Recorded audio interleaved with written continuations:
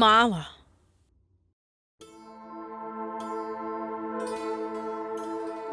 ಒಂದು ಕೋಪ ನನಗೆ ನಿಮ್ಮ ಮೇಲೂ ಇದೆ.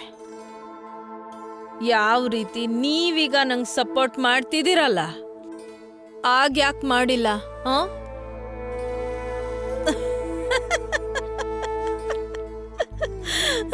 ನನಗೆ ಗೊತ್ತಿದೆ, ನಿಮ್ಗೆ ಮನೇಲಿ ಶಾಂತಿ ಬೇಕಿತ್ತು ಅದಕ್ಕೆ.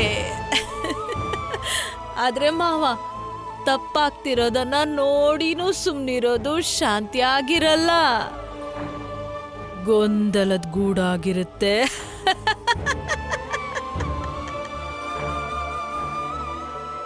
ಮದ್ವೆ ಆದ್ಮೇಲೆ ಅತ್ತೆ ನಾನು ಓದನ್ನ ನಿಲ್ಸಿದ್ರಲ್ಲ, ಆಗ ನೀವ್ಯಾಕೇನು ಹೇಳಲಿಲ್ಲ, ನನ್ನ ಪರವಾಗಿ ಯಾಕೆ ನಿಲ್ಲಿಲ್ಲ ನೀವು?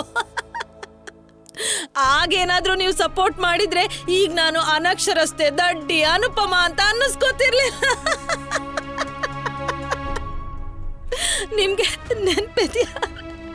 ನೆನ್ಪಿದ್ಯಾ ಅವತ್ತು ರಾಕಿ ಅವರು ಮೊದಲನೇ ಸಲ ಈ ಮನೆಗೆ ಬಂದಿದ್ರಲ್ಲ, ಅವ್ರು ನನ್ಗೆ ಏನಂದ್ರು ಅಂತ ನೆನ್ಪಿದ್ಯಾ? ಈ ಮನೆಗೆ ಸೊಸೆ ಅಲ್ಲ, ಸೊಸೆ ರೂಪದಲ್ಲಿರೋ ಮನೆ ಕೆಲ್ಸದೊಳ್ಬೇಕು, ತಿಟ್ ಅನುಪಮ ತರ. ನಾನು ಓದು ಬರಹ ಕಲ್ತಿದ್ರೆ ತುಷಾರ್ ಮದ್ವೆಲಿ ಯಾವ ರಗಳೆ ರಾದ ಅಂತ ಅಡಚಣೆ ಏನೂ ಇರ್ತಿರ್ಲಿಲ್ಲ, ತುಂಬಾ ಶಾಂತಿಯಿಂದ ಮದ್ವೆ ಆಗ ಹೋಗ್ತಿತ್ತು ಮಾಮ. ರಾಕಿ ಅವ್ರಿಗೆ ನನ್ನ ಬೀಗ್ತಿ ಅಂತ ಕರೆಯೋಕೆ ಮುಜುಗರ ಆಗ್ತಿರ್ಲಿಲ್ಲ, ನಾನು ವಿದ್ಯಾವಂತೆ ಆಗಿದ್ದಿದ್ರೆ.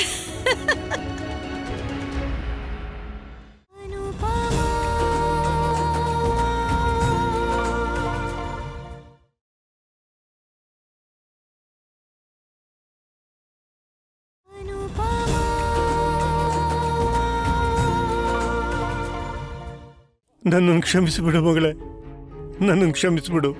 ನಿನಗೆ ಓದಕ್ಕೆ ಇಷ್ಟ ಇತ್ತು, ಆದರೆ ನಿನ್ನ ಅತ್ತೆ ಮತ್ತೆ ನಿನ್ನ ಗಂಡಂಗೆ ಇಷ್ಟ ಇರಲಿಲ್ಲ ನೀನು ಓದೋದು. ನನ್ನನ್ನು ಕ್ಷಮಿಸ್ಬಿಡು ಮಗಳೇ. ನಾನು ಅವ್ರ ಜೊತೆ ವಾದ ಮಾಡಿ ಜಗಳ ಮಾಡಿ ನಿನಗೆ ಸಹಾಯ ಮಾಡೋಕ್ಕಾಗಲಿಲ್ಲ. ನಾನೇ ನಿಂಗೆ ಓದೋ ಹಾಗೆ ಮಾಡಲಿಲ್ಲ. ಮತ್ತು ಆಮೇಲೆ ಕಡಿಮೆ ಓದೋಳು ಅಂತೆಲ್ಲ ಹೇಳಿ ನಿನ್ನ ಮೇಲೆ ದೋಷ ಹೊರಿಸಿದ್ವಿ. ನಾವೆಲ್ಲರೂ ನಿಂಗೆ ಮೋಸ ಮಾಡಿಬಿಟ್ವಿ ಮಗಳೇ, ನಾವೆಲ್ಲರೂ ನಿಂಗೆ ಮೋಸ ಮಾಡಿಬಿಟ್ವಿ. ಇಲ್ಲ ಮಾವ, ಐ ಲವ್ ಯು. ನಾನೇನಾದ್ರೂ ಓದು ಬರಹ ಕಲ್ತಿದ್ರೆ ಆಗ ನಾನು ಸ್ಮಾರ್ಟ್ ಆಗಿರ್ತಿದ್ದೆ, ಐಪೈ ಇರ್ತಿದ್ದೆ, ದೊಡ್ಡ ಆಫೀಸಲ್ಲಿ ದೊಡ್ಡ ಕೆಲಸದಲ್ಲಿ ಇರ್ತಾ ಇದ್ದೆ,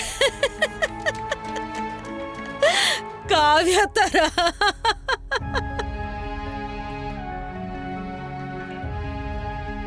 ಖುಷಿ, ರಾಕಿ ಅವ್ರ ತರ ಹೀಗೆ ಪಟ್ ಪಟ್ ಪಟ್ ಅಂತ ಇಂಗ್ಲಿಷ್ ಮಾತಾಡ್ತಿದ್ದೆ. ಆಗ ನಾನೆಲ್ರಿಗೂ, ಅತ್ತೆಗೆ, ಇವ್ರಿಗೆ ಎಲ್ರಿಗೂ ಇಷ್ಟ ಆಗ್ತಿದ್ದೆ ಮಾವ. ನಾನೇನಾದ್ರೂ ವಿದ್ಯಾವಂತೆ ಆಗಿದ್ದಿದ್ರೆ ಬಹುಶಃ ಮಾವ, ಬಹುಶಃ ನಾನೇನಾದ್ರೂ ಜಾಸ್ತಿ ಓದಿದ್ದಿದ್ರೆ. ನಿಮಗೆ ಹೇಗೆ ಗೊತ್ತಾಯ್ತು ಅನು ಆಂಟಿ ವನರಾಜ್ ಅಂಕಲ್ ರೂಮಲ್ಲಿ ಇದ್ರು ಅಂತ? ನೀವ್ ಅವ್ರ ರೂಮಿಗೆ ಹೋಗಿದ್ರಾ? Don't irritate me now. ಯಾಕೆ? ಜನರನ್ನ ಇರಿಟೇಟ್ ಮಾಡೋ ಕಾಪಿರೈಟ್ ಕೇವಲ ನಿಮ್ಮ ಹತ್ರ ಇದೆಯಾ? ಎನಫ್. ಯಾವಾಗ ನೋಡಿದ್ರು ನನ್ನೇ ಬ್ಲೇಮ್ ಮಾಡ್ತಿರ್ತಾರೆ, ನನಗೆ ಕೊಂಕ್ ಹೇಳ್ತಿರ್ತಾರೆ. I am not a punching bag, okay Nandini? ಎಲ್ರು ನಿಮ್ಮನ್ನ ಬ್ಲೇಮ್ ಮಾಡೋದಕ್ಕೆ ಒಂದ್ ಕಾರಣ ಇದೆ. ಇನ್ಫ್ಯಾಕ್ಟ್ ಒಂದ್ ಕಾರಣ ಅಲ್ಲ, 1000 ಕಾರಣಗಳಿವೆ. Just stop it Nandini. ನಾನ್ ನಿನ್ ಲೆಕ್ಚರ್ ಕೇಳೋ ಮೂಡಲ್ಲಂತೂ ಖಂಡಿತ ಇಲ್ಲ. ನಾನ್ ನಿಮ್ಗೆ ಲೆಕ್ಚರ್ ಕೊಡ್ತಿಲ್ಲ, ನಾನ್ ನಿಮ್ಮನ್ ಪ್ರಶ್ನೆ ಕೇಳ್ತಿದ್ದೀನಿ. ನೀವು ವನರಾಜ್ ಅಂಕಲ್ ರೂಮಿಗೆ ಯಾಕೆ ಹೋಗಿದ್ರಿ? ಅವ್ನ ಮೀಟ್ ಮಾಡಕ್ ಹೋಗಿದ್ದೆ. Happy now? Are you serious? I can't believe you. ಅವತ್ತ ಮನೇಲಿ ನಿಮ್ಮಿಂದ ಅಷ್ಟು ದೊಡ್ಡ ರಾದಂತ ಆಗಿದ್ರು, ಈಗ ಮತ್ತೆ ನೀವು ರೂಮ್ ಒಳಗ್ ನುಗ್ಬಿಟ್ರಾ? ಅದನ್ನ ನಾನ್ ಮಾಡಿದ್ದಲ್ಲ, ಪಾವನಿ ಮಾಡಿದ್ದು. ಕಾರಣ ನೀವೇ ಆಗಿದ್ರಲ್ವಾ? ರಿಯಲಿ? ನೀನ್ ನನಗೆ ಹೇಳ್ತಿದ್ಯಾ? ಮರ್ತೋದ್ಯಾ ನೀನ್ ಶಿವರಾತ್ರಿ ದಿನ ಏನ್ ಮಾಡಿದ್ದೆ ಅಂತ? ಮರ್ತಿಲ್ಲ, ಎಂಬ್ಯಾರಸ್ಡ್ ಆಗಿದ್ದೀನಿ. ಇನ್ಫ್ಯಾಕ್ಟ್ ಸಮರ್ಥ್ ಮತ್ತೆ ನಾನು ನಮ್ ತಪ್ಪನ್ನು ಒಪ್ಕೊಂಡಿದೀವಿ. ನಾವು ತಪ್ಪು ಮಾಡಿದೀವಿ, ಆದ್ರೆ ಅದನ್ನ ಮುಂದುವರಿಸಿಲ್ಲ. ಆದ್ರೆ ನೀವೆಷ್ಟು ನಾಚಿಕೆ ಇಲ್ದಿರೋರು ಅಂದ್ರೆ ಒಂದೇ ತಪ್ಪನ ಪದೇ ಪದೇ ಮಾಡ್ತಿದ್ದೀರಾ. ಇಷ್ಟೆಲ್ಲ ಆದ್ರೂ ನಿಮಗ್ ಸುಧಾರಿಸ್ಕೊಳಕ್ಕೂ ಗೊತ್ತಿಲ್ಲ, ಹೇಗ್ ನಡ್ಕೋಬೇಕು ಅಂತ.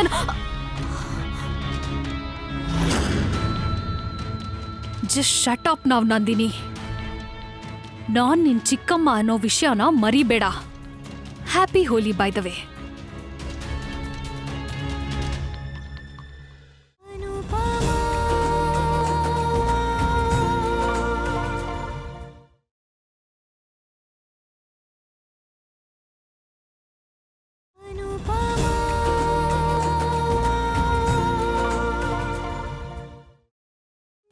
ಸ್ವೀಟಿ ಕಂದ,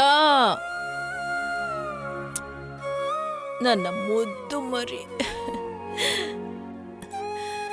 ನೀವು ಮೂವರು ನನ್ನ ಪ್ರಾಣ. ನೀವು ನನ್ನ ಮಾತನ್ನ ಕೇಳಲಿ ಬಿಡ್ಲಿ, ನೀವು ನನ್ನ ಮಾತನ್ನ ಒಪ್ಲಿ ಬಿಡ್ಲಿ, ನಾನು ನಿಮ್ಮ ಮೂವರನ್ನ ತುಂಬ ತುಂಬ ತುಂಬ ತುಂಬ ಪ್ರೀತಿ ಮಾಡ್ತೀನಿ.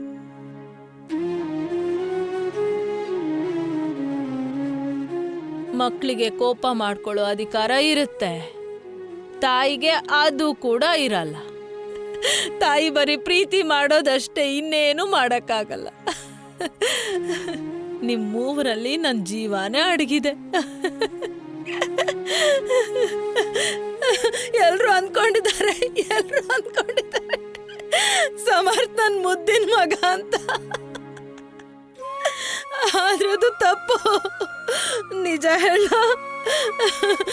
ನಾನ್ ಸಮರ್ಥ್ಗೆ ಮುದ್ದು. ಅವನು ನನ್ನನ್ನು ಅರ್ಥ ಮಾಡ್ಕೋತಾನೆ, ನನ್ಗೆ ಅರ್ಥ ಮಾಡಿಸ್ತಾನೆ, ನನ್ನ ಪ್ರತಿ ಮಾತು ಕೇಳ್ತಾನೆ, ನನ್ನ ಪ್ರತಿ ಮಾತನ್ನು ಒಪ್ತಾನೆ. ಆದ್ರೆ ಶಿವರಾತ್ರಿ ದಿನ ಒಪ್ಪಿರ್ಲಿಲ್ಲ ಅಷ್ಟೇ. ಆದ್ರೆ ಈಗ ಅವನು ನನ್ಗೆ ಮಾತು ಕೊಟ್ಟಿದ್ದಾನೆ, ನನ್ನೆಲ್ಲ ಮಾತು ಕೇಳ್ತೀನಿ ಅಂತ. ನನ್ನ ಬಂಗಾರ ಸಮರ್ಥ.